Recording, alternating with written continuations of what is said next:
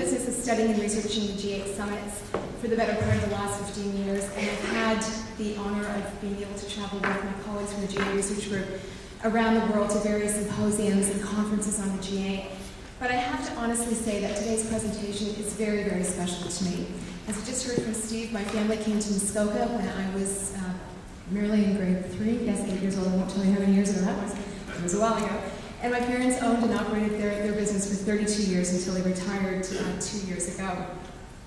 But even after I left Bracebridge to go away to university, I still made that trek, which wasn't always so much fun, up Highway 400 and the 11, every weekend, every long weekend, every holiday, to come back to Muskoka because that's where my home was. And although I now live with my husband Rob, who's here today, and my 2 children in the GTA, Muskoka for me will always be home. So this is a very nice homecoming, and I'm happy to be here.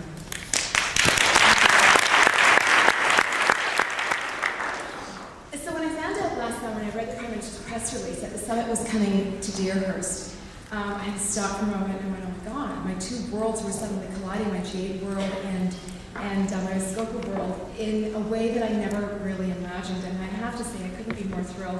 I think this is an unbelievable opportunity for Muskoka, and I'm really honored to be a part of it. Now, I've been asked to speak to you today about community inclusion and what the summit can do for Muskoka.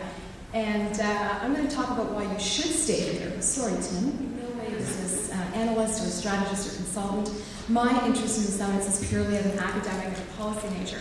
So it's not my job to come here today to say to you, this is what I think you should do for the summit preparation, or this is what I think you need to do, but rather to share with you some of my personal experiences and my own anecdotes. And hopefully we can build on some of that insight so we can start all working collectively to start maximizing on what this amazing opportunity holds for our country is hosting the G8 Summit. So the opportunity to really get on the bandwagon as far as these marketing opportunities is concerned is really great. In terms of other potential business opportunities, pre- and post-summit media parties. Now, these are great events for the press. They happen every year. They do vary according to the host country.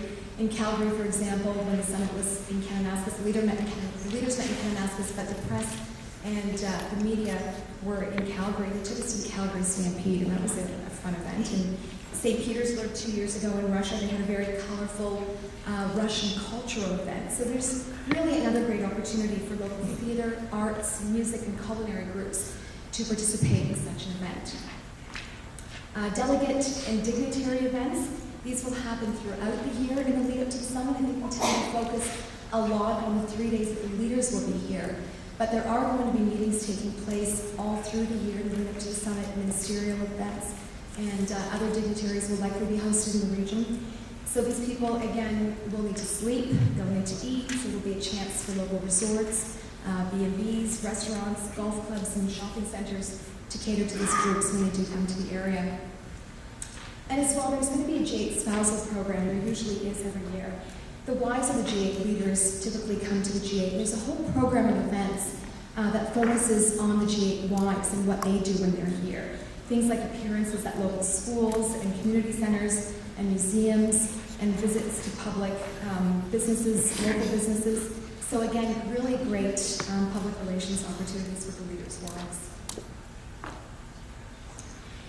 Most summits have regional pavilions that are right on the summit site. And this is a Scottish pavilion at Gleneagles in 2005. And inside were exhibits from numerous local artists. There was information about the region's culture and history. And best of all, I have to say, from my perspective and my colleagues who were there, free samplings of scotch. Yeah, a few of those. And we were actually able to take home a bottle with us, which was nice.